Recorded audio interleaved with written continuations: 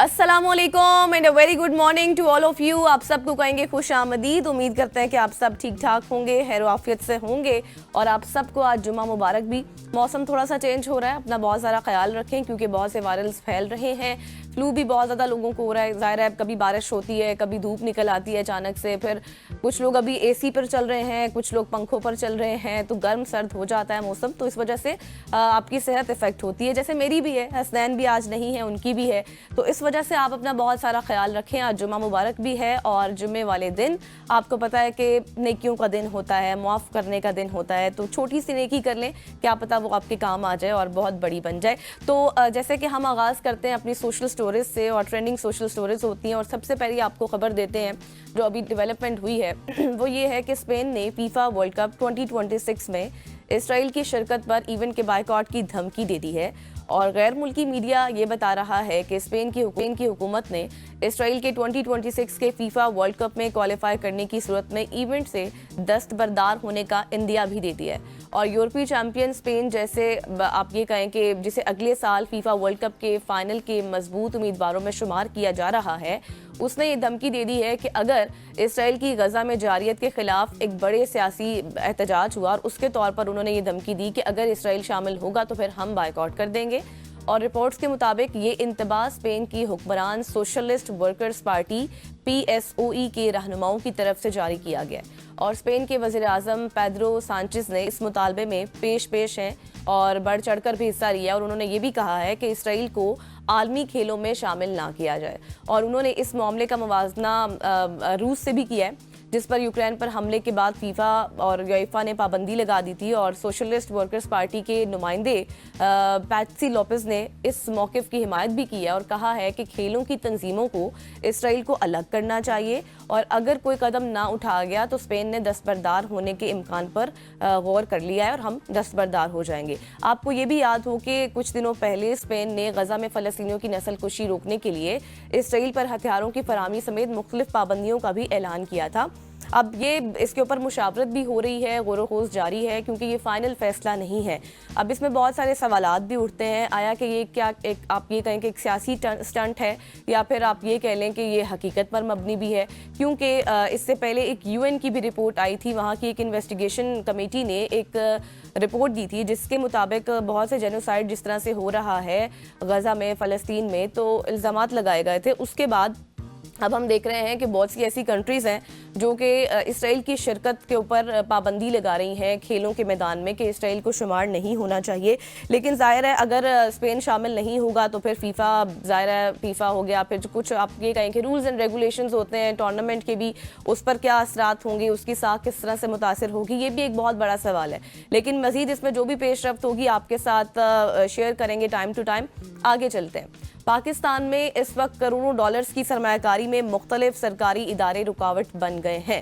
ये एक बहुत बड़ी बात है। सिर्फ मैं अभी जो स्टोरी आपके साथ शेयर करूंगी इस रिलेटेड नहीं, आगे चलकर मैं आपको एक्सप्लेनेशन भी दूंगी कि कौन कौन से ऐसे सेक्टर्स हैं जहां पर रुकावटें पैदा की जा रही हैं, क्योंकि वजारत IT एंड टेलीकॉम मामलात को हल करवाने में इस वक्त हमें बिल्कुल बेबस नजर आ रहे हैं। पाकिस्तान में सैटेलाइट इंटरनेट का इजरा एक ख्वाब बनता जा रहा है, और मुल्क में सैटेलाइट इंटरनेट का इजरा रिवायती तातुल का शिकार भी हमें नजर आ रहा है। हालांकि अगर आलमी कंपनियों की बात की जाए तो आलमी कंपनियों की आमद से पाकिस्तान में तेज़ इंटरनेट और डिजिटलाइजेशन होगी। ऐसा पहले भी बात होती रही है, कहा भी जाता रहा है, कंपनीज आई भी हैं, बैरून मुल्क से सरमायाकार आए भी हैं, लेकिन वफाकी वज़ीर IT शिज़ा फातिमा सैटेलाइट इंटरनेट कंपनियों की रजिस्ट्रेशन पर ताख़ीर के हवाले से इस वक्त कोई भी जवाब नहीं दे रही हैं। वो जवाब देने से गुरेज़ा हैं, और पाकिस्तान में 5 आलमी सैटेलाइट इंटरनेट कंपनियां काम के लिए तैयार हैं बिल्कुल, और 5 कंपनियों की registration Pakistan space regulatory board की सुस्त रवि से आप ये कहें कि अभी तक तातुल का शिकार हैं, ताख़ीर का शिकार हैं। और सैटेलाइट इंटरनेट कंपनियों में वन वेब शामिल है, फिर आप ये कह लें अमेज़ॉन भी है, स्पेस सेल भी है, स्टार लिंक भी है, इसके साथ साथ टेलीसेट भी शामिल है। लेकिन इस वक्त जो ज़राए हैं वो ये बता रहे हैं कि सैटेलाइट इंटरनेट की रेगुलेटरी फ्रेमवर्क ताहाल हतमी शक्ल नहीं दे सके। ताहाल रेगुलेटरी फ्रेमवर्क मंजूर ना होने से वज़ीर आज़म के डिजिटल पाकिस्तान विजन पर अब सवालात भी उठने लगे हैं। اور میڈیا رپورٹس کے مطابق وفاقی وزیر IT شزا فاطمہ رواں سال نومبر دسمبر میں سیٹلائٹ انٹرنیٹ سروسز شروع کرنے کا دعویٰ بھی کر چکی ہیں. کل بھی اس ریلیٹڈ ہم بات کر رہے تھے, 5G پر ہم نے سیگمنٹس کیا تھا کہ بہت سی US بیسڈ فرم بھی ہائر کی تھی, لیکن اس میں بھی ابھی کافی ٹائم لائن میں چینجز ہوں گی کیونکہ ہرڈلس کافی ہیں. لیکن مسئلہ یہ ہے کہ جب بھی کوئی سرمایہ کار پاکستان میں آتا ہے کسی بھی حوالے سے, یہ تو صرف ایک IT سیکٹر کی میں بات کر رہی ہوں, تو اس سے کیا ہوتا ہے کہ بہت سارے آبسٹیکلز آ جاتے ہیں. آپ کو پتہ ہے کہ وہ اجازت نامے, لمبی لمبی نوٹ شیٹس چلتی ہیں, سب سے اجازت لینی ہوتی ہے, پھر ٹیکس کا نظام الگ ایک آبسٹیکل ہے, ایک الگ مسئلہ ہے. پھر اس کے بعد آپ کو پتہ ہے کہ جب اس طرح کی سرمایہ کاری شروع ہوتی ہے تو پھر کرپشن اور بدعنوانی کے کیسز بھی سامنے آنے لگ جاتے ہیں. پھر ہماری پالیسیز نہیں ہوتی, یہ ایک بہت بڑا مسئلہ ہے. تو یہ تمام تر جو مسئلے ہیں جب یہ رکاوٹ بنتے ہیں تو پھر پاکستان کے جو امیج ہے وہ انٹرنیشنلی غلط پورٹری ہوتا ہے, اور جتنے بھی سرمایہ کار ہوتے ہیں وہ پاکستان میں آتے ہیں لیکن واپس چلے جاتے ہیں جب ان کو لگتا ہے کہ یہاں پر جو حالات ہیں وہ بہت ہی نامساعد ہے. پھر اس کے بعد کیا ہوتا ہے کہ اس میں ایک چیز ہے کہ ابھی جس طرح سے ہم صرف سیٹلائٹ کی بات کر رہے تھے, بہت سی ساری کمپنیاں ہیں, بہت سارے انویسٹرز پاکستان آنا چاہتے ہیں, سرمایہ کاری کرنا چاہتے ہیں, لیکن جو ہرڈلز میں نے آپ کے ساتھ شیئر کی ہیں, پوائنٹس آپ کے سامنے رکھے ہیں, یہ سب سے بڑے مسئلے ہیں. اس میں کیا ہونا چاہیے, سمپل ہے کہ آپ ایک ون ونڈو آپریشن کر دیں جس میں ایک ہی طرف سے تمام تر کمپنیوں کے اجازت نامے مل جائیں اور کام شروع ہو جائے, اور پاکستان کا جو پھر زر مبادلہ ہے, ترقی ہے, روزگار ہے, اس میں بھی ہمیں مزید مواقع نظر آتے چلے جائیں. لیکن اب دیکھتے ہیں کہ اس میں مزید کیا پیش رفت ہوتی ہے اور کیا موقف سامنے آتا ہے شزا فاطمہ صاحبہ کا. آگے بڑھتے ہیں اور آپ کو چینی کی قیمتوں کے حوالے سے کچھ اپڈیٹس دے دیتے ہیں, کیونکہ ملک کے سب سے بڑے شہر کراچی کی اگر بات کروں تو چینی کی نئی قیمت مقرر اب کر دی گئی ہے. کمشنر کراچی نے چینی کی قیمت کا تعین کر کے نوٹیفیکیشن جاری کر دیا, جس کے مطابق ریٹیل سطح پر چینی کی فی کلو قیمت 177 روپے مقرر کی گئی ہے. ہول سیل کی بات کی جائے تو ہول سیل سطح پر چینی کی فی کلو قیمت 164 روپے مقرر کر دی گئی ہے, اور کمشنر کراچی کا کہنا ہے کہ 174 مقرر کی گئی ہے, یعنی کہ 174 مقرر کی گئی ہے. اور کمشنر کراچی کا یہ کہنا ہے کہ چینی کی نئی قیمتوں کا اطلاق اب ہو گیا ہے, اور وفاقی دارالحکومت اسلام آباد کی ضلع انتظامیہ نے چینی کے نئے نرخ مقرر کرتے ہوئے اس کی جو قیمت ہے وہ 177 روپے اور ایکس مل پر 169 آپ کہہ لیں, یہ فی کلو مقرر کر دی گئی ہے. اور چینی کی نئی قیمت کے حوالے سے ضلع انتظامیہ نے باقاعدہ طور پر اب نوٹیفیکیشن بھی جاری کر دیا ہے, اور دکانداروں اور ریٹیلرز اور ہول سیلرز کو یہ کہا گیا ہے کہ وہ مقررہ قیمتوں پر چینی فروخت کرنے کی ہدایت ان کو یہ جاری کی ہے کہ ایسے ہی سیل کریں. آپ کو یہ بھی یاد ہوگا کہ حکومت نے اب سے 2 ماہ پہلے 5 لاکھ میٹرک ٹن چینی درآمد کرنے کی منظوری دی تھی, اور اس حوالے سے ٹریڈنگ کارپوریشن آف پاکستان نے کئی بار ٹینڈرز بھی جاری کیے, لیکن اس حوالے سے کوئی بھی پیش رفت نہیں ہوئی ہے. اور وفاقی وزیر برائے سرمایہ کاری قیصر احمد شیخ نے یہ بھی اعتراف کیا ہے خود کہ چینی کی برآمد ہو یا پھر درآمد ہو اور بڑھتی ہوئی قیمتیں ہوں, اس کے اوپر حکومت کا جو صورتحال ہے وہ کنٹرول سے بالکل باہر ہے, کنٹرول کرنے میں ناکام رہی ہے. اب جب حکومتی لوگ خود جن عہدوں پر بیٹھے ہیں وہ یہ بات کر رہے ہیں تو اس سے بعد پھر کوئی بات نہیں بنتی. اور جس طرح میں آپ کو بتا رہی ہوں کہ ہول سیل پر اور ایکس مل پر جو چینی کی قیمت مقرر کی گئی ہے, اس کے علاوہ بھی ہم دیکھ رہے ہیں کہ جو چھوٹی دکانیں ہیں, محلے ہیں, وہاں پر چینی 190, 180 اور 200 کے قریب بھی جا رہی ہے, جس کے اوپر کافی بحث بھی ہو چکی ہے اس سے پہلے بھی. لیکن اب جو قیمتیں مقرر کی گئی ہیں اس پر حکومتی جتنے بھی نمائندگان ہیں یا پھر لوگ ہیں وہ خود یہ بات کر رہے ہیں کہ حکومت اس میں تھوڑی سی ہمیں اس کی ناکامی نظر آئی ہے. آگے بڑھتے ہیں اور آپ کو لیے چلتے ہیں جاپان, کیونکہ جاپان سے ایک بہت اچھی خبر ہے. آپ لوگ خود بھی حیران ہوں گے کیونکہ میں بھی بہت حیران ہوئی تھی یہ سٹوری پڑھ کر, کیونکہ جاپان کی ایک کمپنی نے صحت کی دنیا میں حیران کن ایجاد متعارف کرا دی ہے. جدید دور کے اسمارٹ گھروں کے بعد ہم نے بہت ساری انوویشنز کے حوالے سے بات کی جو بھی جاپان میں ہوتی ہیں. آئے روز کبھی آپ دیکھیں فون سے ریلیٹڈ ہیں, کوئی بھی ٹیکنالوجی کی آپ چیز دیکھ لیں, پھر گھروں کو دیکھ لیں, اسمارٹ گھر بھی انہوں نے بنائے ہر طرح کے. اور اب باری ہے اسمارٹ ٹوائلٹ کی. وہاں پر کیا ہوا کہ اب جو ٹوائلٹس ہوتے ہیں وہ بھی اسمارٹ اس طرح سے بنا دیے گئے ہیں جو نہ صرف عام استعمال کے لیے ہے بلکہ انسانی صحت کی نگرانی کا بھی ایک انوکھا ذریعہ ہے. یہ انقلابی ٹوائلٹ استعمال کے فوراً بعد فضلے کا تجزیہ کرتا ہے, اس کا انالیسس کرتا ہے, اور اس ڈیٹا کی بنیاد پر آپ کو جو بھی صارف ہوگا اس کو روزانہ کی ذاتی نوعیت کی صحت رپورٹ بھیجتا ہے. یعنی کہ کوئی ایپ ہے اور ایپ کے ذریعے بتائے گا کہ وہ آپ کی ہیلتھ کیسی ہے. یعنی اب آپ کو اپنی بنیادی صحت کی نگرانی کے لیے بار بار ڈاکٹرز کے پاس جانے کی بالکل بھی ضرورت نہیں ہوگی, بلکہ آپ کا ٹوائلٹ ہی آپ کا پہلا ہیلتھ کنسلٹنٹ بن جائے گا. اور ماہرین کا یہ کہنا ہے کہ یہ ایجاد بیماریوں کی بروقت نشاندہی میں مددگار ثابت ہوگا, ख़ास तौर पर ऐसी पोशीदा बीमारियां जो इब्तदाई मरहले में सामने नहीं आती, मतलब जब वो एक बड़े स्टेज पर बीमारियां चली जाती हैं, तब जब हम डॉक्टर्स के पास जाते हैं, उनको चेक कराते हैं, तो सूरत हाल काफ़ी बिगड़ी हुई होती है। लेकिन अब क्या होगा कि स्मार्ट टॉयलेट के जरिए ये चीज़ मुमकिन हो जाएगी कि आपको बर वक्त हर चीज़ का पता चल जाएगा। और स्मार्ट टॉयलेट की ये टेक्नोलॉजी मुस्तकबिल में घरेलू सेहत की देखभाल का नया मयार बनने जा रही है, जो आम इंसान को अपनी सेहत के हवाले से ज़्यादा बाखबर और मोहतात बना देगी। लेकिन यहाँ पर मैं आपके साथ एक फैक्ट भी शेयर कर दूँ। इसमें ये बात भी सामने आई है कि जो जापान है, चाइना है, वहाँ पर 80% जो हाउस होल्ड हैं वहाँ पर ये चीज़ें पहले से यूज़ हो रही हैं, उनके लिए इतनी बड़ी बात नहीं होगी।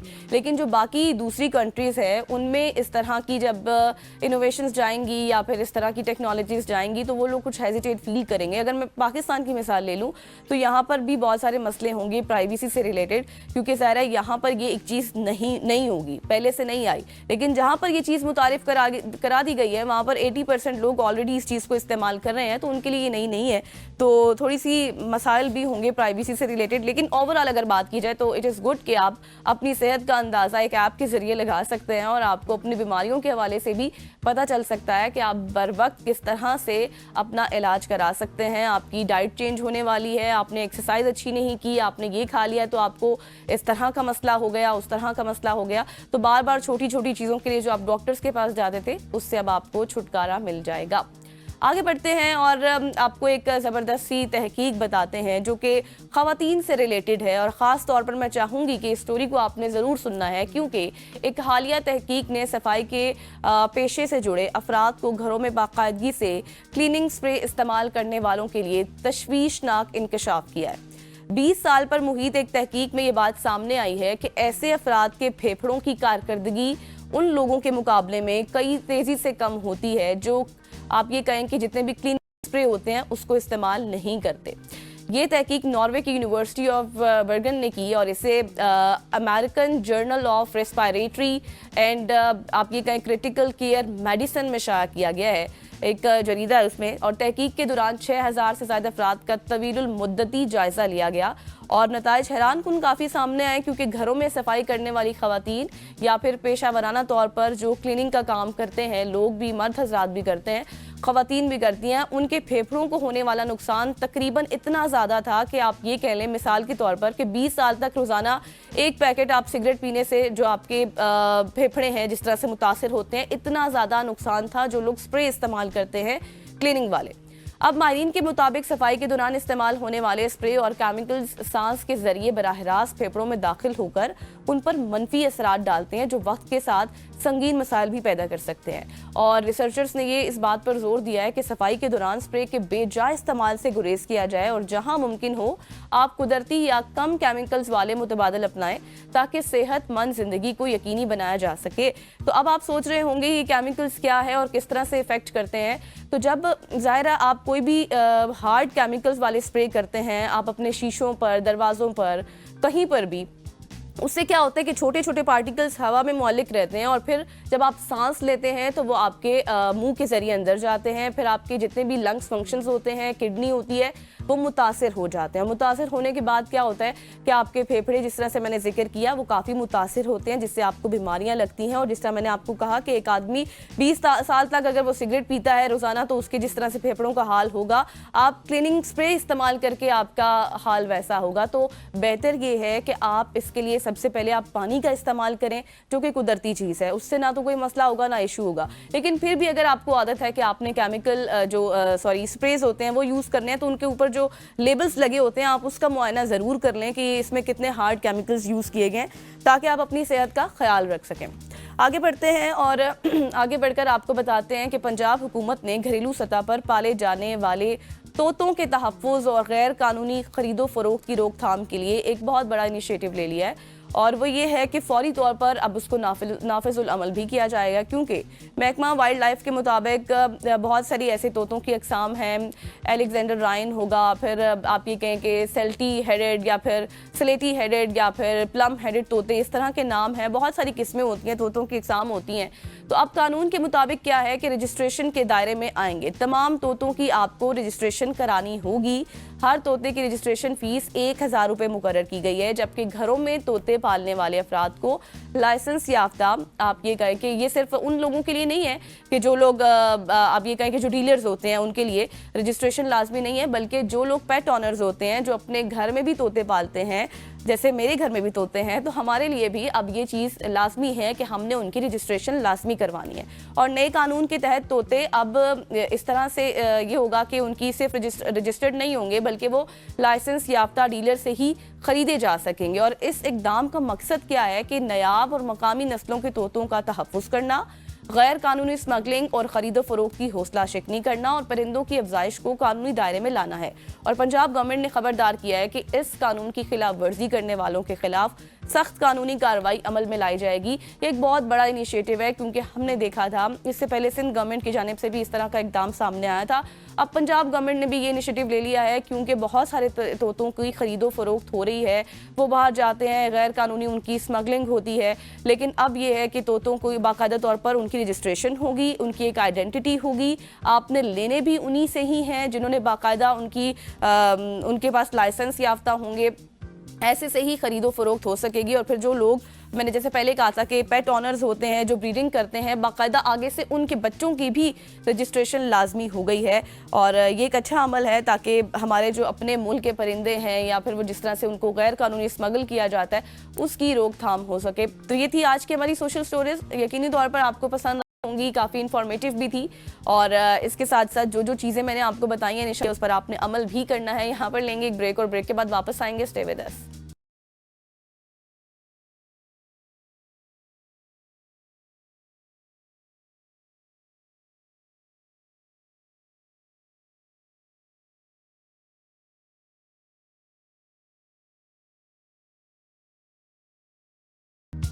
Welcome back after the break. और अब मुल्क की सियासत को टच कर लेते हैं कि अभी इस वक्त बहुत से दौरे हो रहे हैं, गैर मुल्की दौरे, और ख़ित्ते के ऊपर इसके क्या असरात होंगे, क्योंकि ख़ित्ते की सियासत हो और जितने भी मामलात हैं उसमें आपकी देखें कि बहुत सारी पेशरफ्तें सामने आ रही हैं। एक तरफ पाकिस्तान है, दूसरी तरफ सऊदी अरब के दरमियान स्ट्रेटेजिक दिफाई मुआहदे तय पा गए हैं, जिस पर भारत ने खुलकर रद्द-ए-अमल दिया है। अब ये सवाल ये है कि इस मुआहदे से ख़ित्ते की सियासत और भारत की पॉलिसी पर क्या असरात मुरतब हो सकते हैं। दूसरी जानिब मुल्क के अंदर बानी पाकिस्तान, आप ये कहें कि बानी पीटीआई तहरीक इंसाफ इमरान खान ने चीफ जस्टिस को खत लिखकर शिकवा भी किया है कि उनको और उनकी अहलिया पर इंसाफ के दरवाजे बंद हैं।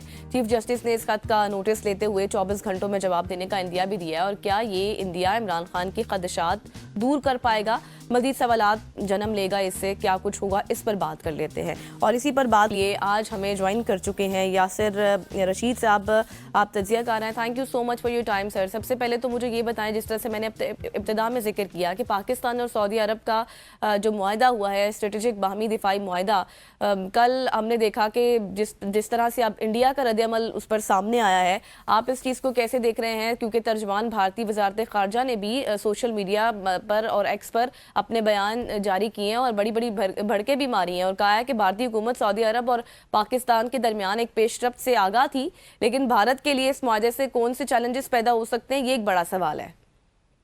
अच्छा, सबसे पहले बहुत शुक्रिया मुझे इनवाइट करने के लिए। दूसरा ये है कि बुनियादी तौर पे अगर आप देखें तो सऊदी अरब के ताल्लुकात पूरी दुनिया के उन ममालिक के साथ हैं जिनकी ट्रेड जो है आलमी मंडी के अंदर होती है।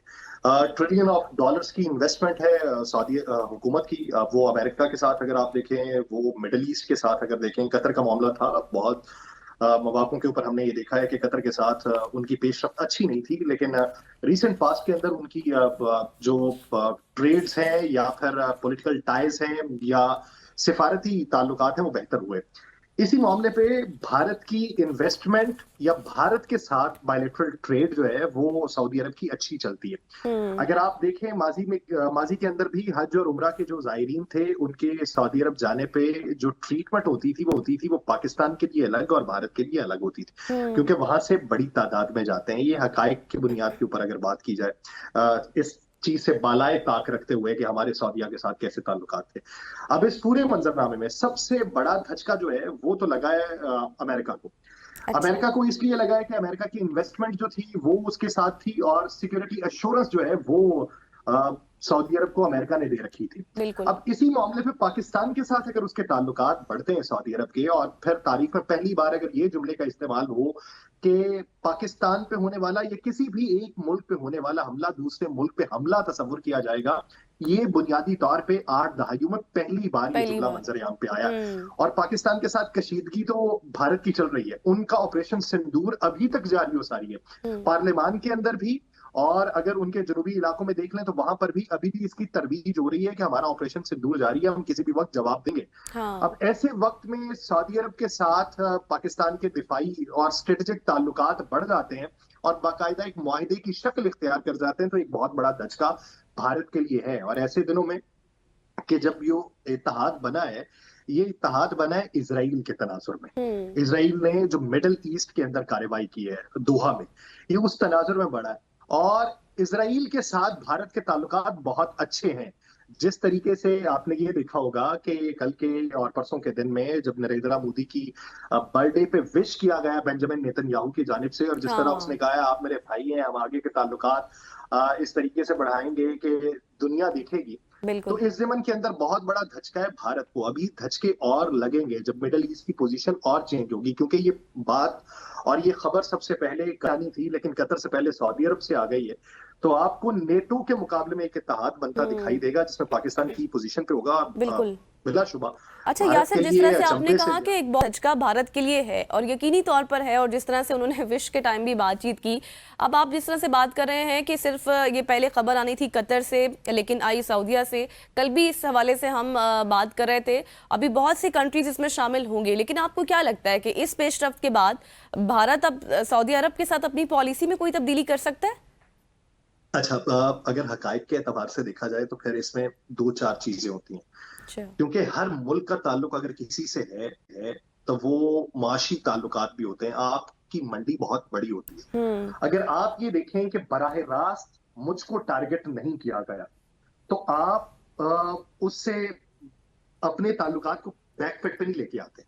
بھارت کی منڈی دیکھیں تو بھارت کی منڈی وسیع تر ہے. امریکہ اس وقت بھارت کے مخالف ہے، ٹیرف اس نے عائد کیے ہوئے ہیں، لیکن بھارت سعودی عرب سے تعلقات تب تک خراب نہیں کرے گا جب تک براہ راست بھارت کو یہ اندیشہ نہ ہو کہ وہ مشکل میں آ سکتا ہے، یا جب تک یہ کہہ لیں کہ پاکستان کو ٹارگٹ نہیں کیا جاتا بھارت کی طرف سے، تب تک بھارت اپنے تعلقات کو خراب نہیں کرے گا سعودی عرب کے ساتھ.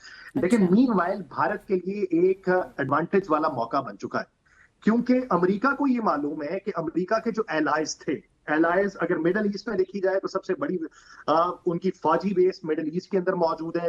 وہاں پہ چاہے 10,000 کے قریب فوجی ہوں، 18,000 کے قریب ہوں، یا 3,000 کے قریب بھی فوجی ہوں، ان کی طاقت کا استعارہ ہے مڈل ایسٹ میں. سب سے بڑا دھچکا ادھر لگا، اور پھر بعد میں جو ٹریڈ ان کی دفاعی طور کے اوپر ہے وہ سعودی عرب کے ساتھ تھی.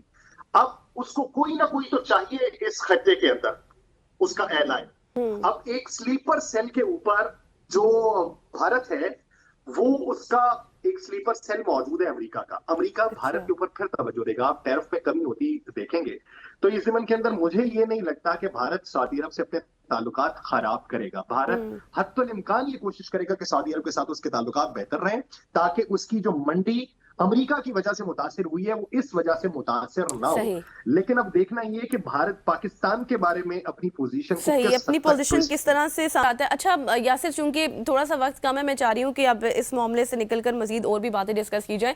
مجھے تھوڑا سا یہ بھی بتائیے گا کہ ابھی عمران خان نے چیف جسٹس صاحب کو بھی خط لکھا ہے، اور خط میں انہوں نے یہ کہا ہے، جس طرح سے ان کا موقف ہے، دعویٰ کیا ہے کہ ان کی جو اہلیہ ہیں ان پر اور ان کی اہلیہ پر انصاف کے دروازے بند ہیں. آپ اس پیش رفت کو کیسے دیکھ رہے ہیں؟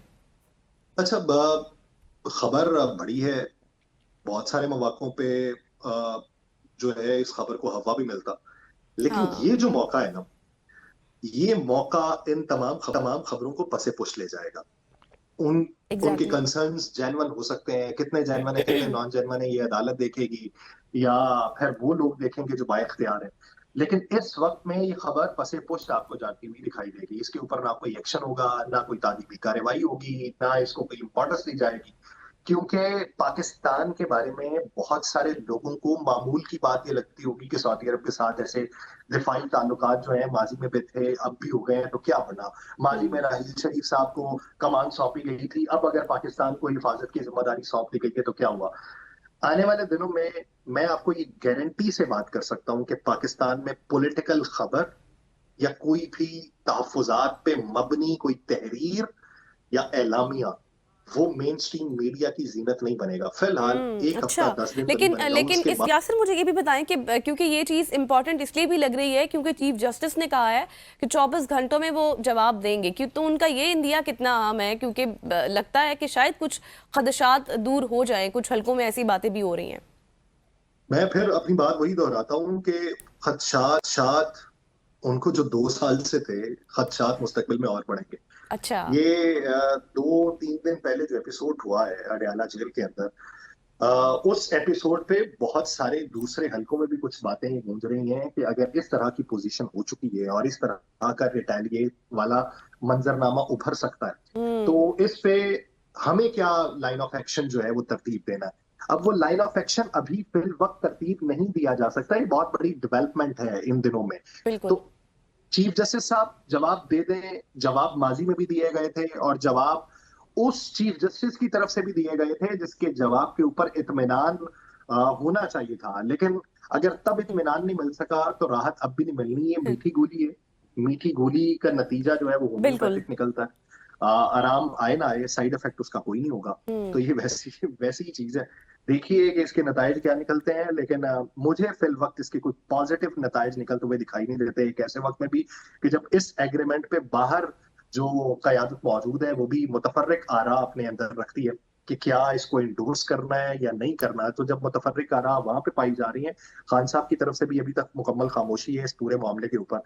खान साहब अगर इस मामले पे ना बोले या इसे सही। काबिल मतलब आपको कोई तहसीन इस हवाले करार से अभी ना बड़ी दिया। पेशरफ्त नजर नहीं आती है, और ज़ाहिर है अभी एक मामलात अलग चल रहे हैं, यहाँ पर इनके अपने कुछ स्टंट्स चल रहे हैं। Thank you so much Rashid Yasir, आप हमारे साथ मौजूद थे और बात कर रहे थे जो कुछ इस वक्त सूरत हाल मुल्क की सियासत में चल रही है। यहाँ पर लेंगे एक ब्रेक और ब्रेक के बाद वापस आएंगे। स्टे विद अस।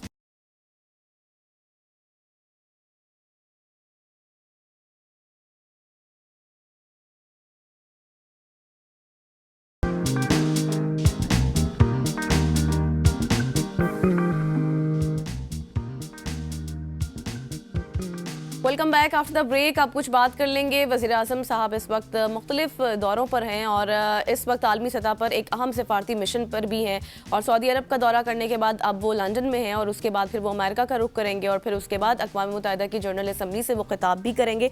अब इससे सारी सूरत हाल खत्े की किस तरह से तब्दील होगी, एक बहुत बड़ा और अहम सवाल है, और इसी पर बात करने के लिए हमें ज्वाइन कर चुकी हैं बुशरा अंजुम भट्ट साहिबा। आप सेनेटर हैं। Thank you madam for your time.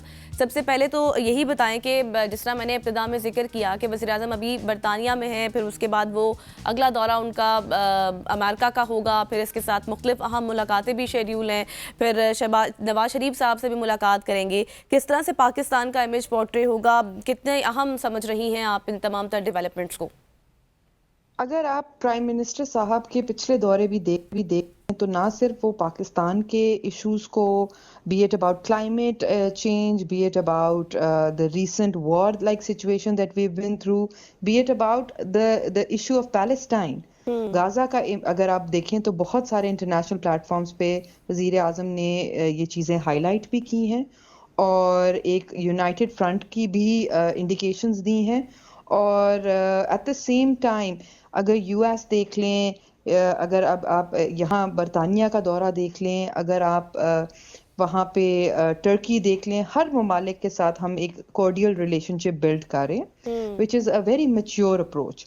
और इसी तरह पाकिस्तान अगर चलता रहा तो इंशाल्लाह बी इट चाइना, हम हर ममालिक के साथ एक पॉजिटिव रिलेशनशिप इनिशिएट करें, जिससे पाकिस्तान के लिए जो अपॉर्चुनिटीज़ हैं वो डिफरेंट हमें अपॉर्चुनिटीज़ भी मिल रही हैं, हमें डिफरेंट इन्वेस्टमेंट अपॉर्चुनिटीज़ मिल रही हैं, हमारा डायस्पोरा जो है वो एक स्ट्रॉन्गर पोजीशन पे आ रहा है, unlike our neighbouring country India which has isolated, और उनके पास गिनी चुनी ऑप्शंस रह गई हैं। हमारे पास बी इट रशिया, चाइना, ये सारे आपके मुस्लिम ममालिक हो गए, यूएस हो गया, बरतानिया हो गया।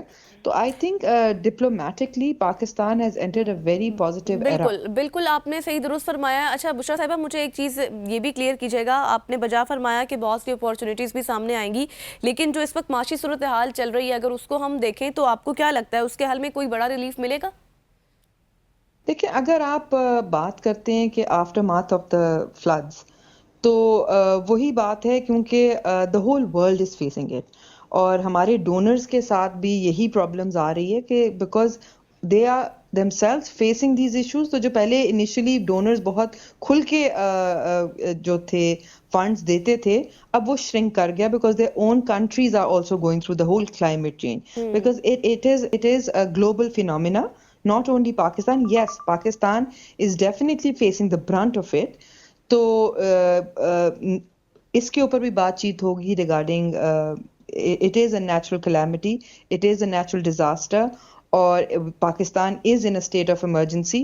تو ہمیں جتنی طرف سے جہاں سے ہیلپ مل سکے, be it about funds, be it about technical expertise, تو میرا خیال ہے کہ وزیر اعظم کا ہر جگہ جانا, ہر آپشن کو بالکل. اچھا اس کے ایکسپلور ساتھ کرنا. مجھے یہ بھی بتائے گا کہ جیسے میں اپنی ابتدا میں بات کر رہی تھی کہ اقوام متحدہ کی جنرل اسمبلی میں بھی خطاب ہوگا پی ایم صاحب کا, کون سے ایسے پوائنٹس ہیں, کون سے اہم نکات ہیں جن پر بات کی جانی چاہیے یا پھر ہوگی بات؟ کرنٹ سیناریوز ہیں جس طرح the world is in the middle of a war situation. Different pockets میں you can see and you can see that treaties are being surpassed. You see that Muslim countries are being targeted. So then climate change at the same time, then regarding economy. So these are the subjects that are ongoing.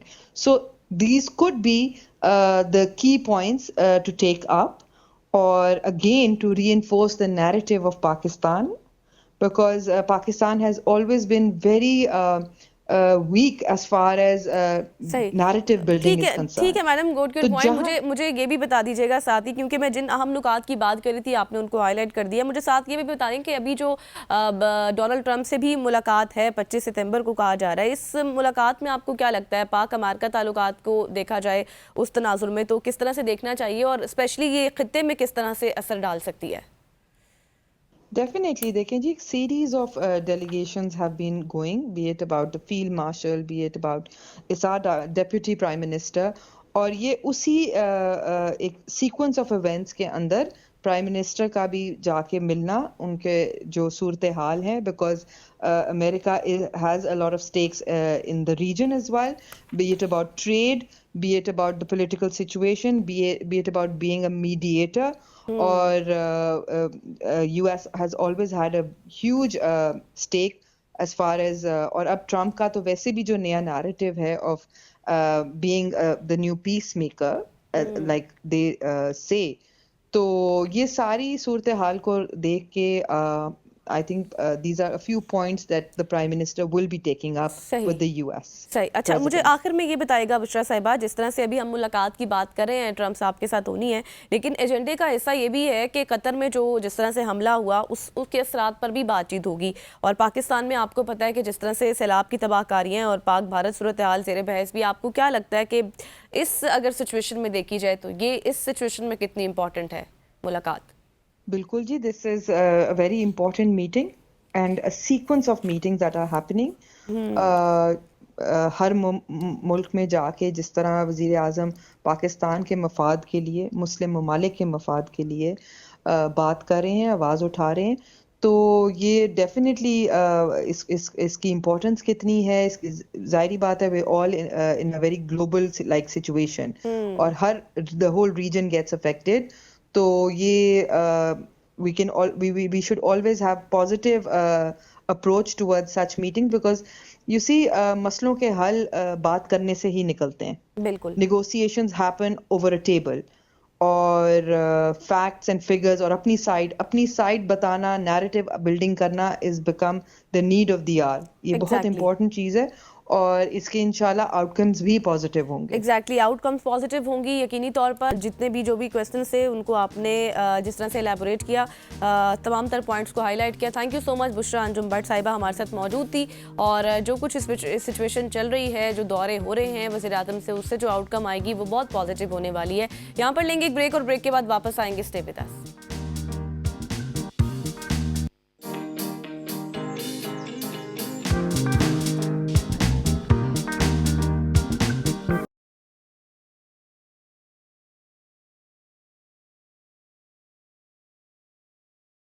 Welcome back after the break. और आपको पता है कि दुनिया तेजी से बदल रही है और इस दौर में सबसे कीमती चीज़ वक्त है और उसका बेहतरीन तरीके से इस्तेमाल करना एक बहुत बड़ा काम होता है। आप घर बैठे हुए हैं, ऑनलाइन स्किल्स के ज़रिए आमदनी हासिल करना भी आपका एक ख्वाब है, बल्कि अब ये है कि आप इसको ये कहें ख्वाब नहीं, हकीकत है। और चाहे आप तालिब इल्म हो, कोई स्टूडेंट हो, या फिर आप हाउस वाइफ हो, या फिर आप नौकरी के साथ साइड इनकम भी चाहते हो, तो डिजिटल प्लेटफॉर्म्स में सबके लिए नए दरवाजे खोल दिए। और आज के शो में हम बात करेंगे कि कौन कौन सी ऐसी स्किल्स हैं जो आपको आती हों, घर बैठे आप कमा सकते हैं। ऑनलाइन किस तरह से आप वर्किंग करके पैसा कमा सकते हैं और आप अमीर हो सकते हैं, अपनी ख्वाहिशात को पूरा कर सकते हैं। और इसी पर बात करने के लिए इन स्टूडियो हमें ज्वाइन कर चुके हैं आज अब्दुल रहमान साहब। आप स्किल एक्सपर्ट हैं एंड लाइफ स्टाइल कोच भी हैं। Thank you so much Abdul Rahman for your time. सबसे पहले जिस तरह से मैंने अपने इब्तिदा में बात की है कि इस वक्त हमें हर तरह के लोग देख रहे हैं, चाहे वो स्टूडेंट हो, चाहे वो हाउस वाइफ हो, या फिर कोई बच्चा नौकरी करता हो या फिर पढ़ता हो, और हर किसी का एक यही ख्वाब है कि उसने घर बैठकर कमाना है, ऑनलाइन कमाना है। कौन सी ऐसी स्किल्स हैं जो आपको आनी चाहिए, आप सीख सकते हैं? क्योंकि फ्रीलांसिंग के हवाले से बात की जाती है कि फ्रीलांसिंग एक बड़ा जरिया है, तो कौन सी ऐसी महारतें हैं जो हर इंसान को घर बैठे आ सकती हैं और वो कमा सकता है? जी, सबसे पहले तो बहुत शुक्रिया कि मैं सताइश करूंगा आपकी प्रोडक्शन टीम की कि उन्होंने इतना अहम मौजू चूज़ किया डिस्कस करने के लिए, बिकॉज आज की यूथ के लिए जो सबसे इंपॉर्टेंट चीज़ है इस वक्त वो ये है कि वो अपने इस मुश्किल वक्त के अंदर, इस मुश्किल दौर के अंदर वो अपने लिए वसाइल किस तरह से जनरेट कर सकते हैं, ख़ुद को सेल्फ सपोर्ट कैसे कर सकते हैं। अगर वो किसी यूनिवर्सिटी, किसी इदारे में पढ़ रहे हैं, या वो पढ़ चुके हैं और फारुगुल तहसील हो चुके हैं और अब वो जॉब की तलाश में हैं, तो उनके लिए मेरे ख्याल से ये बहुत अहम मौजू है। और हमें आज सुनने वाले ये बड़ा एक ल्यूक्रेटिव ऑप्शन उनके पास होगा कि अगर वो फ्रीलांसिंग की तरफ जा सकें। फ्रीलांसिंग बेसिकली है क्या? आप जगह वक्त की कैद के बगैर इस दुनिया में कहीं भी मौजूद होते हुए, अगर आपके पास एक अच्छा लैपटॉप और एक अच्छा इंटरनेट कनेक्शन है और आप बाहर के ममालिक में मौजूद लोगों को अपनी सर्विसेज सेल कर रहे हैं, वो कोई भी सर्विसेज हो सकती हैं, वो सेल्स की सर्विसेज हो सकती हैं, वो कस्टमर सर्विसेज हो सकती हैं, वो डिजिटल सर्विसेज हो सकती हैं जिसके अंदर डिजिटल डिज़ाइनिंग आ जाती है, मार्केटिंग आ जाती है, SEO आ जाती है। ये तमाम तर वो सर्विसेज हैं जो आप बाहर के ममालिक में डिफरेंट कंपनीज को और डिफरेंट स्टार्टअप्स और इंडिविजुअल्स को जो है कि आप सेल कर सकते हैं। पाकिस्तान में रहते हुए जो सबसे इंपॉर्टेंट एलिमेंट है वो ये है कि जब मैं अक्रॉस पाकिस्तान ट्रेवल करता हूँ, यंगस्टर से मिलता हूँ, और चीज़ जो मेरी ऑब्जर्वेशन में आई, जो मैंने देखी, वो ये है कि हम शॉर्टकट चाहते हैं। लेकिन सबसे इंपॉर्टेंट ये है कि आप फ्रीलांसिंग किसी भी प्लेटफॉर्म पर साइन अप करने से पहले आपके लिए सबसे ज़रूरी चीज़ ये है कि आप अपना स्किल सेट सबसे पहले डेवलप करें, आप अपना स्वॉट एनालिसिस करें। कोई भी शख्स जो इस दुनिया में मौजूद है उसकी कोई ना कोई स्ट्रेंथ है और कोई ना कोई वीकनेस है। आपको एज एन इंडिविजुअल ये चीज़ आइडेंटिफाई करनी है कि आपकी स्ट्रेंथ क्या है। फॉर एग्जाम्पल, एक बच्चा है जिसकी स्ट्रेंथ कम्युनिकेशन है, लेकिन ज़रूरी नहीं है कि वो एक अच्छा डिज़ाइनर भी हो। And on the other hand, अगर कोई एक अच्छा डिज़ाइनर है, ज़रूरी नहीं है कि वो एक अच्छा कोडर भी हो। इसी तरह से आपको ये देखना है कि आप किस चीज़ में अच्छे हैं, आप क्या ज़्यादा बेहतर तरीके से परफॉर्म कर सकते हैं। उस स्किल को अडॉप्ट करें और उस स्किल को पॉलिश करें, उसमें मास्टर बने, और फिर अपना पोर्टफोलियो बिल्डअप करें। अब पोर्टफोलियो बिल्ड करना क्या है? आप फाइवर पे जाएं, अपवर्क पे जाएं, freelancer.com पे जाएं, लिंक्डइन पर जाएं। उमूमी तौर पर आपको एक लफ्ज़ देखने को मिलेगा, that is gig. Gig is not just like कि आपने 2 पोस्टर्स बनाए और आपने अपलोड कर दिए और आपको काम मिलना शुरू हो गया। Portfolio is basically a summary, a depiction that who you are, what you are good at and what you are master at। बिल्कुल। आपको उसको देखते हुए अपना पोर्टफोलियो डेवलप करना है। उसको डेवलप करने के लिए उसी फील्ड के गुरुज के पोर्टफोलियोज को देखें, और फिर देखें कि आपको मुझे ना अपना अब्दुल रहमान ये बिल्ड आउट। एग्जैक्टली आप बिल्कुल ठीक कह रहे हैं, लेकिन मुझे एक थोड़ी सी ये चीज़ भी समझाएं कि अब एक बंदा है, वो अब जैसे मैंने इंट्रो में बात की कि अब टेक्नोलॉजी का दौर है, डिजिटल दौर है, वो टेक्नोलॉजी से इतना वाकिफ़ नहीं है, उसको नहीं पता कि किस तरह से मुझे क्या सीखना चाहिए। पोर्टफोलियो तो चलो बात की बात हो गई, वो आपने कहा कि किस तरह से डिज़ाइन करना है, लेकिन स्टेप बाय स्टेप क्या प्रोसीजर होगा, किस तरह से वो स्टार्ट करे, उसके आगाज़ के स्टेप्स क्या हैं? जी, बहुत खूबसूरत और बहुत इंपॉर्टेंट सवाल किया आपने। और मेरे ख्याल से आप कोई भी कोर्स करना चाहते हैं, देखें मैं हमेशा यंगस्टर्स को एक चीज़ बताता हूं कि आज के दौर में अगर आपको कोई चीज़ मालूम नहीं है, उसके लिए आपको लाइब्रेरी जाने की, किसी ट्रेनर, किसी कंसल्टेंट के पास जाने की ज़रूरत नहीं है, किसी मेंटोर के पास जाने की ज़रूरत नहीं है। आपका कंसल्टेंट, आपका मेंटोर, आपकी library is in your pocket and that is your mobile phone. अगर आज के दौर में आपके पास कोई पीस ऑफ इंफॉर्मेशन नहीं है और आप ये समझते हैं कि मुझे ये चीज़ नहीं पता, इट डजंट मीन कि किसी ने आपको बताई नहीं, कि आपने उसको लुकअप नहीं किया, आपने उसको सर्च नहीं किया। सो आपका बड़ा अहम सवाल है कि कौन सी स्किल्स हैं और कहां से आप सीख सकता है। मैंने जिस तरह से बात की कि अगर आप कंटेंट राइटिंग करना चाहते हैं, अगर आप डिजिटल मार्केटिंग करना चाहते हैं, अगर आप एसईओ करना चाहते हैं, वो लोग जिनकी स्किल सेट इतना ज़्यादा नहीं है, वो कंप्यूटर साइंसेस पढ़े नहीं हुए या वो कंप्यूटर को इतनी ज़्यादा अच्छे तरीके से जानते या समझते बूझते नहीं हैं, उनके लिए ज़रूरी है कि वो कॉपी राइटिंग करना है। अच्छा। वो कंटेंट राइटिंग की तरफ चले जाए। इस दुनिया में जितनी भी प्रोडक्ट सेल हो रही हैं उसकी कोई डिस्क्रिप्शन है, उस प्रोडक्ट की कोई डेफिनेशन है, उसका कोई आपने उसको समराइज करके अपने क्लाइंट को पिच आउट किया है। ये सब काम कौन करे? ये कॉपी राइटर्स करें। और एक कॉपी राइटर जो है वो दुनिया में कहीं भी बैठ करके डिजी स्किल्स के प्लेटफॉर्म से कॉपी राइटिंग सीख सकता है। अच्छा, वो डीजी स्किल्स, डिजिटल मार्केटिंग सीख सकता है, वो एसईओ सीख सकता है। और जरूरी बात, ये फ्री ऑफ कॉस्ट सोर्सेज है सारे। अच्छा। आपको डिफरेंट लोग टीवी स्क्रीन्स पर बैठ करके, सोशल स्क्रीन्स पर बैठ करके आपको डिफरेंट कोर्सेज बेच रहे होते हैं। इंफॉर्मेशन इतनी डिसेंट्रलाइज हो चुकी है कि अगर आप एक बिगिनर लेवल के स्टूडेंट हैं, एक बिगिनर लेवल पर चीज़ों को शुरू करना चाह रहे हैं, आपको कोई पेड कोर्स खरीदने की, आपको किसी बहुत बड़े इंसान के पास जाकर के कोई एकेडमी पढ़ने की, उसको पैसे दे करके ट्रेनिंग लेने की जरूरत नहीं है। सारी चीज़ें यूट्यूब पर, सारी चीज़ें डिजिटल स्किल्स के ऊपर, ये सारे फ्री कोर्सेज मौजूद हैं जिनसे आपका स्किल सेट इतना डेवलप जरूर हो जाता है कि आप बिगिनर लेवल पर फ्रीलांसिंग शुरू कर सकते हैं। लेकिन वहां से जो आप पैसे जनरेट, उससे अच्छा अब्दुल रहमान, मुझे एक चीज इस पे ये भी क्लियर करें कि अक्सर जाहिर है ये तो बच्चों के हवाले से भी आपने बताया, सारा चीजें आपने बहुत अच्छे से एलैबोरेट की, लेकिन कुछ ऐसी घरेलू खवातीन भी हैं जो घर में बैठी हुई हैं, बाहर नहीं जा सकती, कुछ ऐसी रिस्ट्रिक्शंस हैं, तो क्या वो उस तरह से ऑनलाइन कमाई कर सकते हैं? रिटायर्ड अफराद हैं वो कमाई कर सकते हैं, उनके लिए क्या कुछ होना चाहिए? उनके लिए आप क्या कहेंगे, कौन सी स्किल सीखें और किस तरह से सीखें? देखिए, फ्रीलांसिंग सिर्फ डिजिटल फ्रीलांसिंग नहीं है, वो फिजिकल फ्रीलांसिंग भी हो सकती है। फॉर एग्जांपल, अगर आप रिटायर्ड हैं और आप किसी भी खास शोबा में काम कर रहे थे, आप उसकी कंसल्टेंसी प्रोवाइड कर सकते हैं। आप किसी कंपनी के साथ जॉब कमिट ना करें, आप एज अ कंसल्टेंट काम करें। आप उनकी कंपनीज में जाकर के ट्रेनिंग्स दे सकते हैं। आप डिफरेंट कंपनीज को वो प्रोडक्ट पिच कर सकते हैं कि मेरी ये सर्विसेज है, ये प्रोडक्ट है, ये मैं आपको जो है वो आपके एम्प्लॉयज़ को मैं ट्रेनिंग दे सकता हूँ, सॉफ्ट स्किल्स के ऊपर बात कर सकता हूँ, मैं डिफरेंट फिजिकल फिटनेस ट्रेनिंग्स के ऊपर आपको कोच कर सकता हूं, मैं न्यूट्रिशन के ऊपर आपको कोच कर सकता हूं। तो इन तमाम तर शोबाजात में भी आप एज अ फिजिकल फ्रीलांसर भी काम कर सकता है। जहां तक डिजिटल फ्रीलांसिंग की बात है, तो ये चीज हमें समझनी पड़ेगी। बहरहाल हर चीज हर शोबा के लिए, हर सेक्टर के लिए नहीं होती। ये फ्रीलांसिंग जो है, ये 5G टेक्नोलॉजी के दौर की एक टर्मिनोलॉजी है। ये जो फ्रीलांसिंग है, ये आर्टिफिशियल इंटेलिजेंस के दौर का एक एक्सट्रैक्ट है। सो मैं समझता हूं कि यंगस्टर्स इसके लिए will be the right fit, अगर आप डिजिटल फ्रीलांसिंग की बात करें, ऑनलाइन फ्रीलांसिंग की बात करें। ऑन द अदर हैंड, जो लोग रिटायर हो चुके हैं और उनको अभी भी कुछ करना है and they are so much passionate, मैं ये रिकमेंड करूंगा कि आप अपनी रिटायरमेंट भी एंजॉय करें और अपने उस वक्त को दूसरे तरीके से प्रोडक्टिव करें। लेकिन अगर आप स्टिल इतने पैशनेट हैं, you have got the energy and you have got the zeal कि मुझे काम कुछ ना कुछ करना ही करना है और मुझे कुछ ना कुछ वैल्यू ऐड करनी है अपनी लाइफ में, तो I think I would highly recommend कि आप फिजिकल फ्रीलांसिंग की तरफ जाएं। बहुत सारे इदारे हैं जो आपकी लर्निंग से फ़ायदा उठाकर अपने एम्प्लॉयज़ को आपसे ट्रेन करा सकते हैं और वो उससे ग्रो आउट कर सकता है। सो आई थिंक मेरी हाईली रिकमेंडेशन ये है कि आप इस पैटर्न को अच्छा, मुझे ना चूंकि हमारे पास वक्त की थोड़ी सी कमी है, तो मुझे आखिर में ये भी बता दीजिएगा, क्योंकि सारी बातें एड्रेस हो ज़्यादा बेहतर है। हमने अक्सर देखा है कि जो लोग ऑनलाइन काम करते हैं या करना चाहते हैं, वो ये सोचते हैं, उनके माइंड में ये सवाल होता है कि यार बस अभी हम करेंगे और कल परसों हम अमीर हो जाएंगे।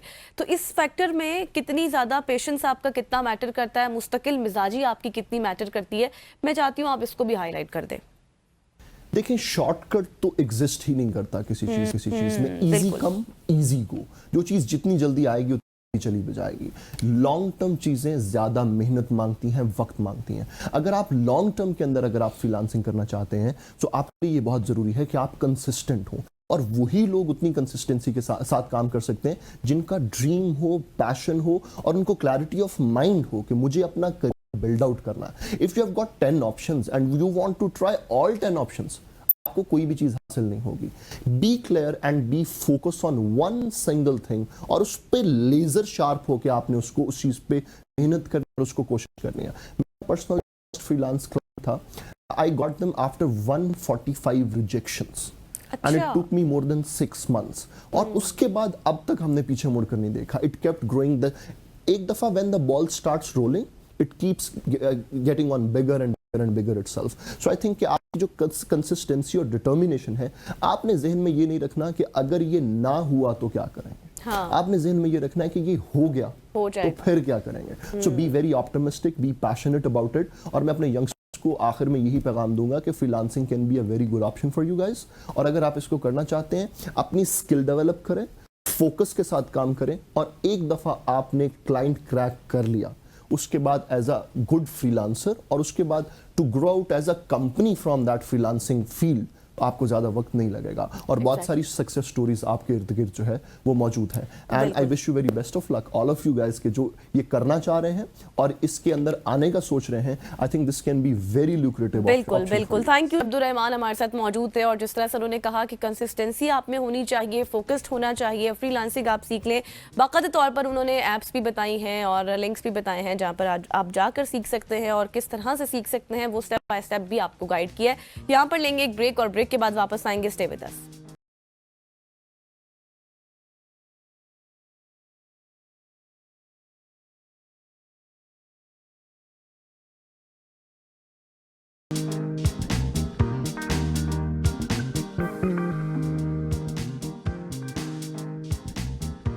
Welcome back after the break. और चूंकि आज जुम्मा है और आपको पता है कि जुम्मे की मुनासबत से हम हर दफ़ा ही कोई ना कोई ऐसा टॉपिक, ऐसा मौजू ज़रूर लेकर आते हैं जिससे ना सिर्फ हमारी दीनी रहनुमाई हो, बल्कि जो हमारे रोज़मर्रा के ज़िंदगी के मसाइल हैं उन पर भी रोशनी डाली जा सके. और आज बहुत इंपॉर्टेंट मौजू है जिस पर हम गुफ्तगू करेंगे, वो है तलाक या फिर इद्दत. क्योंकि इस्लाम में निकाह एक मजबूत और मुक़द्दस रिश्ता है, लेकिन अगर ये रिश्ता निभाना मुमकिन ना रहे तो अलहदगी की इजाज़त दी गई है. अलबत्ता इसके साथ साथ आपको पता है कि बहुत सारे सख्त हिदायत और उसूल भी दिए गए हैं ताकि ये फ़ैसला इंसाफ और हिकमत के साथ हो. और औरत के लिए इस अमल का सबसे अहम पहलू है इद्दत, यानी वो मखसूस मुद्दत जो तलाक या फिर शोहर के इंतकाल के बाद उसको पूरी करनी होती है.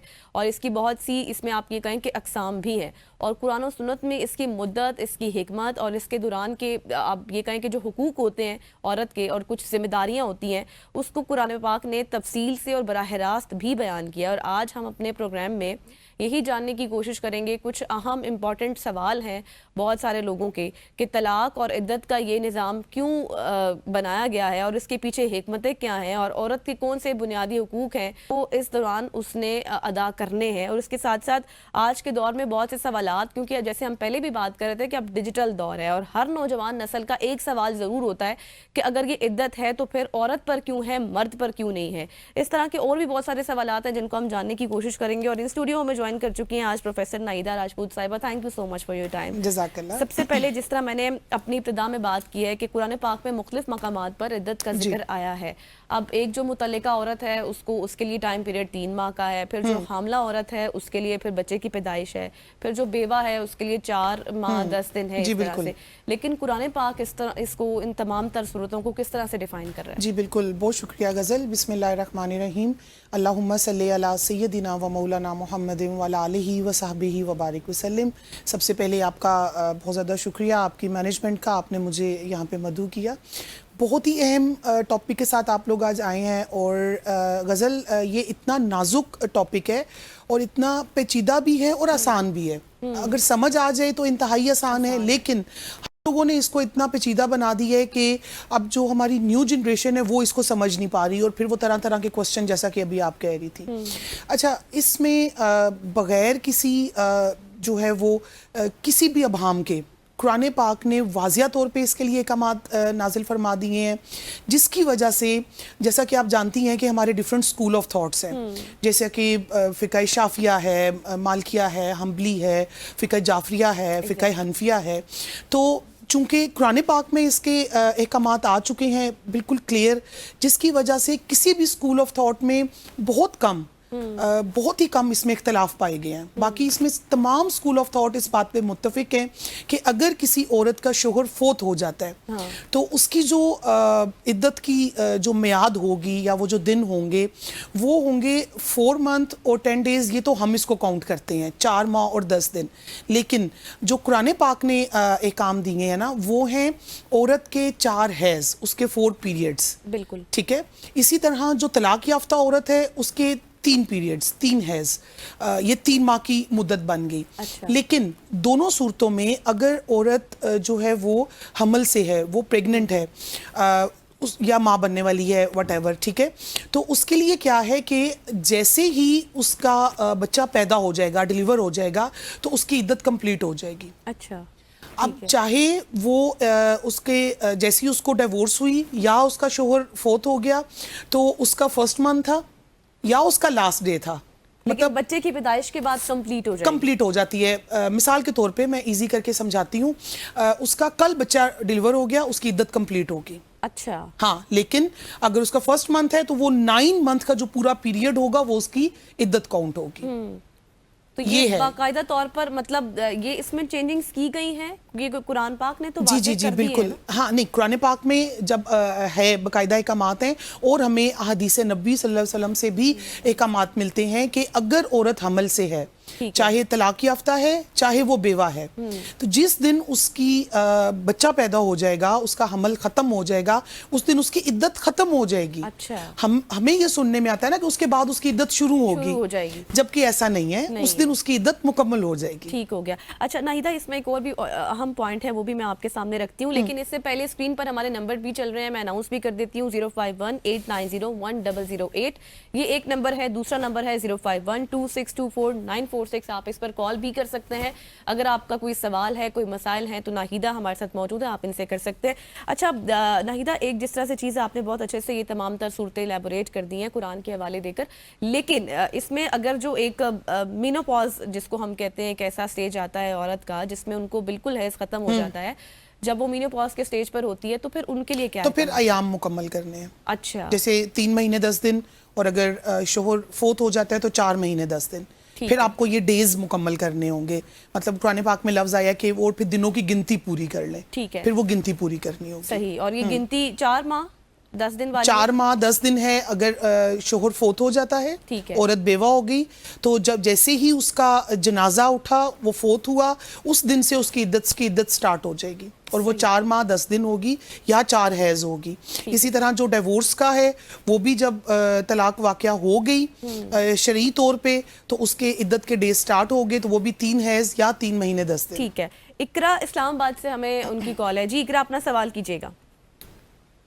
मैम मेरा ये क्वेश्चन है कि आप ये खुला जब होती है तो खुला के बाद मैंने सुना है कि अगर खुला हो जाती है तो उसके बाद दोबारा रजू करना चाहे औरत तो वो फिर बगैर हलाला के वो दोबारा से निकाह हो सकता है, क्या ये है? अगर ऐसा हो सकता है तो फिर क्या खुला जिसकी हुई औरत की उसको इद्दत भी पूरी करनी होगी? अगर इद्दत होती है तो फिर तो मतलब ये जरूरी है, काइंडली इसको ना क्लैरिफाई कर दे, मुझे कंफ्यूजन है। ठीक है इकरा, आपका सवाल समझ आ गया। जी नहीं जी अच्छा, इनके क्वेश्चन के आंसर से पहले मैं एक चीज़ क्लियर कर दूं कि जो इद्दत के अहकामात हैं, इसके बाद मैं इनके आंसर की तरफ चली जाऊंगी कि जो हम अब आमतौर पे होते हैं, जैसी तलाक हुई और औरत को निकाल दिया जाता है घर से बाहर, जबकि इद्दत के दौरान उसके नान नुफ्के की जिम्मेदारी उसके साबका शोहर पे होती है। अच्छा। जी हाँ, सिर्फ खुला के मामले में कुछ स्कूल ऑफ थॉट्स में इख्तलाफ है कि अगर औरत अपनी मर्जी से डिवोर्स ले रही है, खुला, ठीक है, तो फिर वो नान नुफ्के की जिम्मेदारी उसके शोहर पे नहीं होगी, साबका शोहर पे। लेकिन अगर मर्द तलाक दे रहा है और अगर औरत बेवा होगी, दोनों सूरतों में बेवा होगी तो अपने ससुराल में अपने इद्दत के दिन पूरे करेगी, और उसके नान नुफ्के की जिम्मेदारी, मतलब उसका खाना पीना, इवन के रहाइश भी, वो उसके ससुराल वालों पे होगी। इसी तरह डिवोर्स का भी यही है, ठीक है। अच्छा, खुला का अभी क्वेश्चन आया, तो चाहे खुला है चाहे वो औरत जो है तलाक याफ्ता है, ठीक है, इन्होंने हलाला का बेसिकली क्वेश्चन किया। बिल्कुल। उसका ये है कि वो सबसे पहले अपनी इद्दत मुकम्मल करेगी, उसके बाद एक बहुत बड़ा अलमिया जो लोग हमें इस टाइम सुन रहे हैं कि खुदारा ये जो हलाला है ये कंप्रोमाइज नहीं होता, یہ پلانڈ نہیں ہوتا, ٹھیک ہے.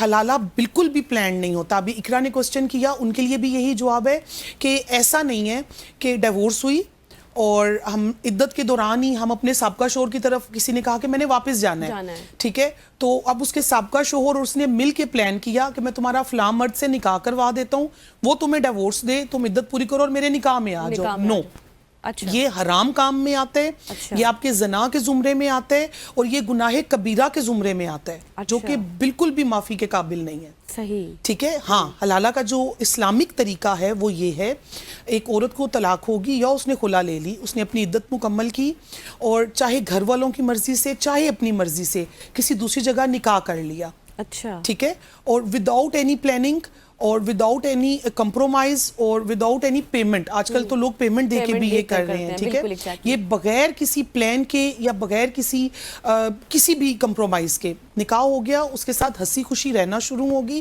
کسی بھی وجہ سے اس شوہر نے طلاق دے دی, اچھا, کسی بھی وجہ سے, کوئی بھی وجہ ہو سکتی, یا اس شوہر کی ڈیتھ ہوگی, پھر وہ اپنے سابقہ شوہر سے نکاح کر سکتی ہے, لیکن نکاح عدت مکمل کر کے. اچھا, یہاں پہ یہ تو کلیئر ہو گیا. یہاں پہ ہے کہ لوگ پوچھتے ہیں کہ عدت کیوں ہے. بالکل, جیسا کہ آپ نے بھی کوسچن کیا کہ مرد عدت کیوں نہیں کرتے, ٹھیک ہے. مرد تو یہاں تک ایک کام ہے کہ بیوی فوت ہو جائے, گھر میں میت پڑی ہے, وہ دوسرا نکاح کر سکتا ہے, لیکن عورت کے لیے کیوں ہے. اب میں آپ کو اس کا جواب دیتی ہوں. اس کا جواب چونکہ ہماری قرآن و سنت میں بھی ہے اور سائنس نے بھی اس کو غزل ثابت کیا. انہوں نے دیکھا کہ یار یہ احکامات ہیں کیوں, ہم اس کو چیک کریں. تو وہ یہ ہے کہ دیکھیں, جو ایک ماں بننے کا پروسیس ہوتا ہے وہ عورت میں ہوتا ہے, ٹھیک ہے, اور یہ جو 3 منتھ کا یا 4 منتھ کا پیریڈ ہے, اور اس میں باقاعدہ حیض کا جو ہے اس میں لگایا گیا ہے, کوسچن مارک لگایا گیا ہے کہ حیض مکمل کرنا ہے, ٹھیک ہے. وہ اس لیے ہے کہ عورت اگر اپنے سابقہ شوہر یا اپنے جو فوت شدہ شوہر کے بچے کی ماں بننے والی ہے, تو یہ کلیئر ہو جائے کہ حمل کس کا ہے. اچھا, اس وجہ سے عورت نے یہ ڈیز پورے کرنے ہیں. اب یہ ہے کہ یہ 4 یا 3 حیض کا ہمیں کیوں کہا گیا, بالکل, ٹھیک ہے. وہ اس لیے, اس چیز کو پھر سائنس نے ثابت کیا کہ ہمارے جینیٹکس میں کچھ ایسے جرمز ہوتے ہیں جو کہ 3 منتھ تک ظاہر ہوتے رہتے ہیں. اچھا, ٹھیک ہے, اور اس کے لیے جو ہے وہ ساتھ میں حیض کی شرط لگائے گی, 3 یا 4 حیض کی شرط. اس کے بعد جو ہے وہ عورت دوسرا نکاح کرے گی, تو پھر جو اگلا شوہر ہوگا اس کی اولاد جو ہے وہ واضح ہوگی. تو یہ بیسیکلی آنے والے بچے کے لیے کہ اس کا باپ واضح ہو جائے کہ آیا کہ یہ کس کی اولاد ہے.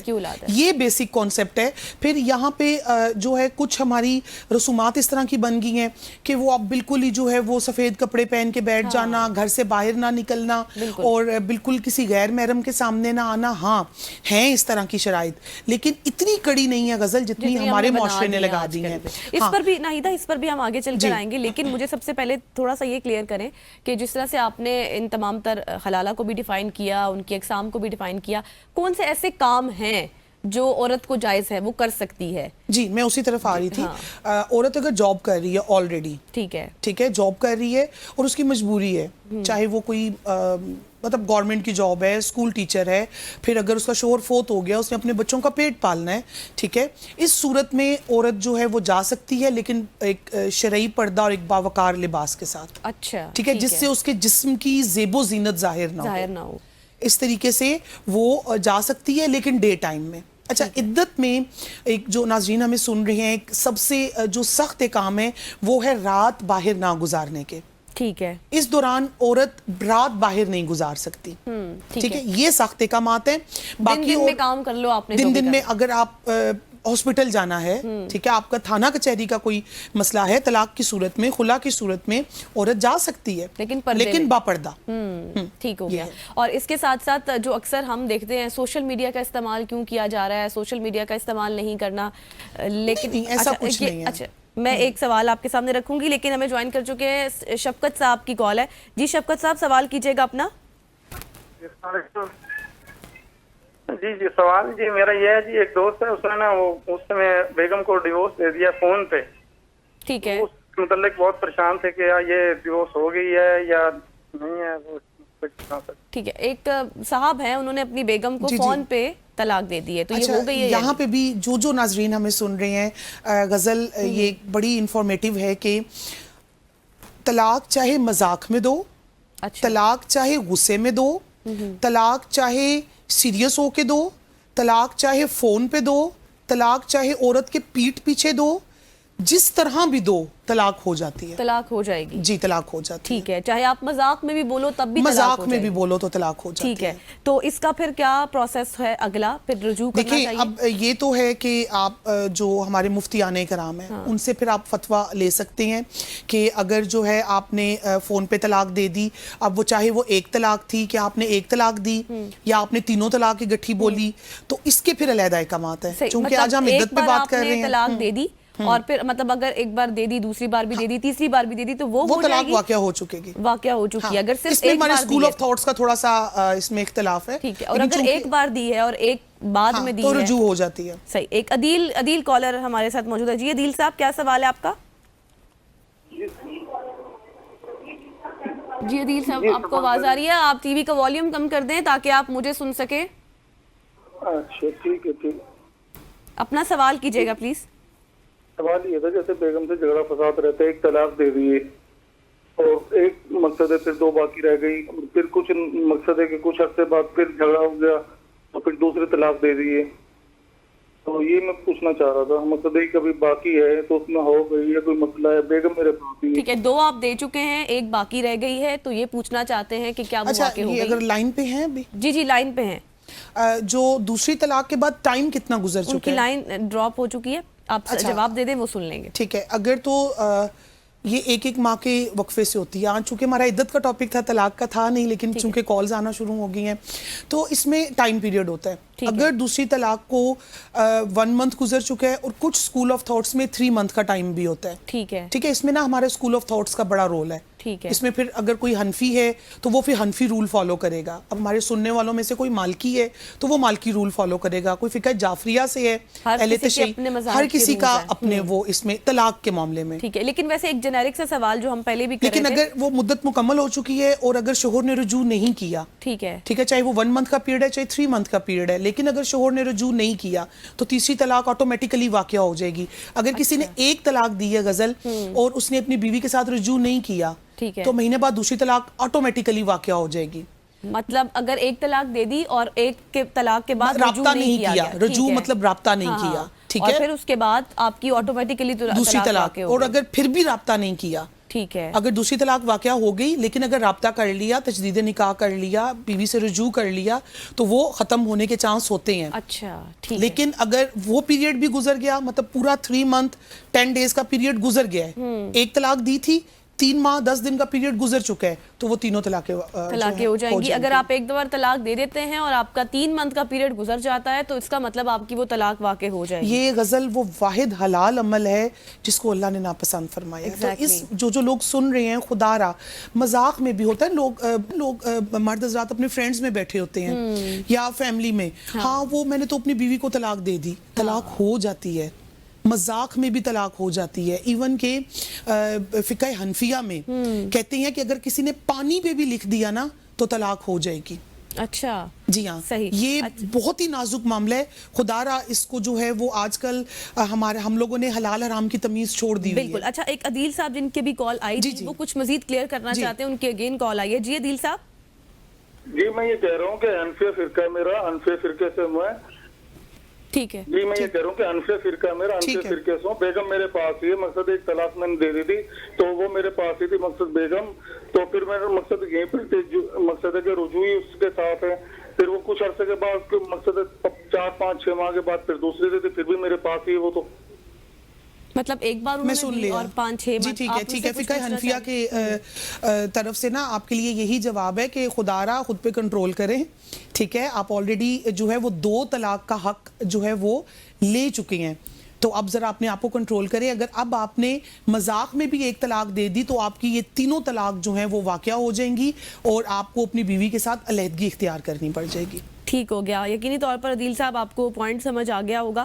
اچھا ناہیدہ، جس طرح سے ابھی آپ بیان کر رہی تھی 3 منتھ کا پیریڈ، 4 منتھ کا پیریڈ، اور پھر جو کام کے حوالے سے ہم بات کر رہے تھے، ایک بچی ہے وہ اگر کیونکہ آج کل ہم نے دیکھا ہے آن لائن نکاح اور آن لائن ہم دیکھ رہے ہیں کہ طلاقیں دینا رواج بن چکا ہے, نکاح بھی ہو جاتے ہیں آن لائن اور پھر اس کے بعد طلاقیں بھی دے دی جاتی ہیں, کیا ایسے بھی ممکن ہوتا ہے؟ جی بالکل ہوتا ہے. ٹھیک ہے, آن لائن نکاح بھی ہو کے جاتا لیے ہے؟ جی بالکل نکاح ہو جاتا ہے. نکاح کے لیے دیکھیں یہ جو پیپر ورک ہے نا, یہ تو چونکہ ہمارے رسول اللہ صلی اللہ علیہ وسلم نے بتایا کہ کوئی بھی کام کرو تو اس کو ریٹن میں لے آؤ, لیکن نکاح کے لیے ریٹن جو یہ ہمارا پورا ہوتا ہے نکاح نامے پہ سائن کرنا, یہ نکاح کے لیے ضروری نہیں ہے. نکاح کے لیے سب سے ضروری ہے حجاب و قبول, آپ کا قبول کرنا اور گواہان کی موجودگی میں. ٹھیک ہے, اگر آن لائن فار ایگزامپل کوئی دوسری کنٹری میں ہے, ٹھیک ہے, اور ویڈیو کال پہ ہیں, 2 گواہ اس کے پاس موجود ہیں, 2 گواہ بندی کے پاس موجود ہیں, اور وہ ان گواہان کی موجودگی میں اللہ اور اس کے رسول صلی اللہ علیہ وسلم کو حاضر و ناظر مان کے اور ان پہ ایمان لاتے ہوئے ایک دوسرے کو اپنا شوہر اور بیوی تسلیم کر لیتے ہیں, تو یہ حجاب و قبول ہو جاتا ہے اور نکاح ہو جاتا ہے. اور طلاق اگر بچی ادھر ہے, ہسبینڈ باہر ہے اور وہ فون پہ اس کو طلاق دے دیتا ہے کہ وہ ہو جائے گی طلاق, ٹھیک ہو گیا. اس طرح کی بہت سی مت سی, اور یقینی طور پر آج کا ٹاپک آپ کو پسند آیا ہوگا. اس کے علاوہ بھی اگر آپ کا کوئی سوال ہوا تو آپ سوشل میڈیا پر جا کر ہمارے اس سیگمنٹ کے نیچے اپنے کمنٹ میں بھی بتا سکتے ہیں, اور انشاءاللہ ٹائم بھی ان کو ایڈریس کرنے کی کوشش کریں گے. Nahida thank you so much for your time, آپ نے بہت اچھے سے تمام تر سوالوں کے جواب بھی ایلیبوریٹ بھی کیا, کیونکہ ایک جو چیز تھی جو میں نے ابھی ناہیدہ سے بھی ڈسکس کی, کیونکہ اکثر ہم دیکھتے ہیں کہ کچھ اس طرح کی متس بھی ہمارے سامنے آتی ہیں کہ جی سوشل میڈیا کا استعمال عورت نہیں کر سکتی ہے,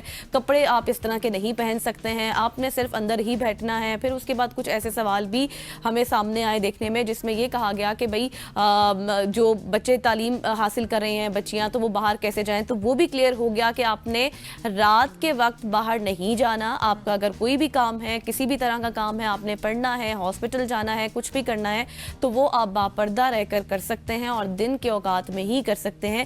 یہ جائز صورتیں ہیں جن کو لے کر آپ چل سکتے ہیں اور اپنی زندگی بھی گزار سکتے ہیں, کیونکہ اتنا یہ سخت نہیں ہے جتنا ہم نے اس کو آج کے دور میں بنا دیا ہے. اور اس حوالے سے جتنا آپ رجوع کر سکتے ہیں, کیونکہ جس طرح سے ناہیدہ نے بھی بات کی کہ اس میں بہت ساری قسمیں ہیں, بہت سارے ہمارے فرقے ہیں, یا پھر آپ یہ کہہ لیں کہ فقہ حنفیہ ہے, جعفریہ ہے, تو ہر کسی کے اپنے اسکول آف تھاٹس ہیں, ہر کسی کی اپنی کچھ ریسٹرکشنز ہوتی ہیں, ان کے اکارڈنگ ہی آپ نے رجوع کرنا ہے. تو یہاں پر یقینی طور پر آج کی صبح کی سوچ آپ کو پسند آئی ہوگی. مجھے میری پروڈکشن ٹیم کو اجازت دیجیے, منڈے تک کے لیے اللہ حافظ.